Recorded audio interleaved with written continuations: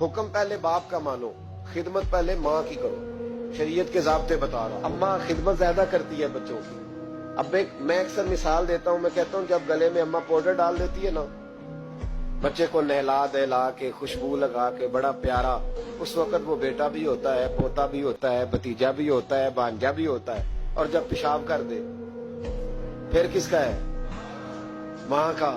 اور جب تک ہنستا ہے مسکراتا ہے پھر وہ سب کا ہے، اور جب رونے لگے جی تو ابا جی آپ تو بعد میں تو آپ بڑے سگے بن گئے، اب آپ تھوڑا مہربانی کریں نا، کبھی کبھی آپ بھی ذرا اس کا پیشاب اپنے گلے میں برداشت کریں، تھوڑا آپ بھی شوق کریں نا جی، مالک تو آپ ہیں، ولدیت تو آپ کے لکھی جا رہی ہے، ڈیٹیل تو آپ بتا رہے ہیں کہ میرے نام پہ درج ہے ہر چیز، تو یہاں بھی تھوڑا خیال کرو۔ حکم پہلے باپ کا ماننا ہے، خدمت پہلے ماں کی کرنی ہے۔ اور فرمایا میرے محبوب کریم صلی اللہ تعالی علیہ وسلم نے کہ تو نے ان سے باتیں کرنی ہے، میٹھے بول بولنے ہیں۔ مسند احمد میں بڑی ٹھنڈی، بڑی میٹھی، بڑی پیاری حدیث ہے، حضور نے فرمایا 2 گھڑیاں رات کو ان کی چارپائی پہ بیٹھا کر، ان سے بات چیت کیا کر، ان کا دل راضی کیا کر۔ فرمایا اگر تو انہیں خوش کرنے میں کامیاب ہو گیا، رب تجھے 2 حج اور 2 عمرے کا ثواب عطا فرمائے گا۔ اگر تو انہیں اور ماں باپ اگر پردہ کر جائیں پھر تیری دعاؤں کا رخ ماں باپ کی طرف۔ امام راضی نے تفسیر کبیر میں حدیث لکھی ہے، ایک شخص پر آخری وقت طاری تھا، نزع کا عالم تھا، لوگ کلمہ پڑھاتے تھے، زبان پہ جاری نہیں ہوتا تھا۔ ان حدیثوں کو روز یاد کیا کرو، روز ماں باپ سامنے آئے تو ان حدیثوں کو ذہن میں لایا کرو۔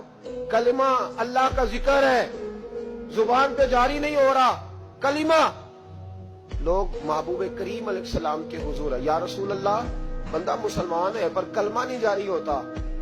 حضور نے یہ نہیں فرمایا کہ دیکھو لکنت تو نہیں، کوئی مشکل تو نہیں، کیا مسئلہ ہے، دعا کرتے فوراً۔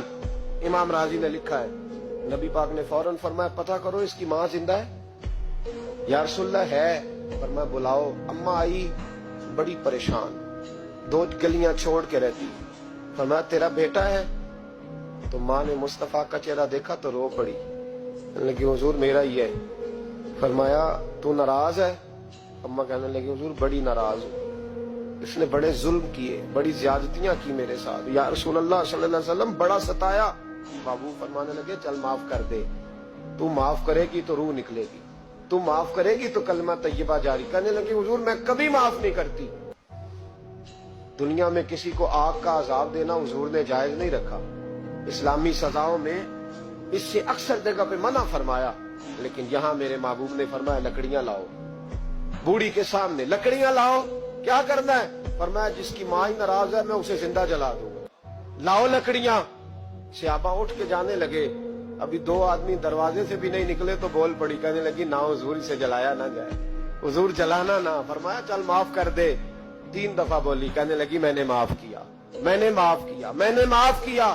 ابو فرمانے لگے اب پڑھاؤ کلمہ، پڑھاؤ۔ جب کلمہ پڑھایا تو زبان پہ کلمہ جاری ہو، اس کا مطلب ہے کلمہ بھی اسی کی زبان پہ جاری ہوگا جو ماں باپ کا فرما بردار ہوگا۔ ورنہ مت امید رکھے کہ میں بڑی لمبی تہجد پڑھتا ہوں، میں تو دروازے پہ بیٹھ کے سخاوت کرتا ہوں، میں تو بہت بڑا آدمی ہوں۔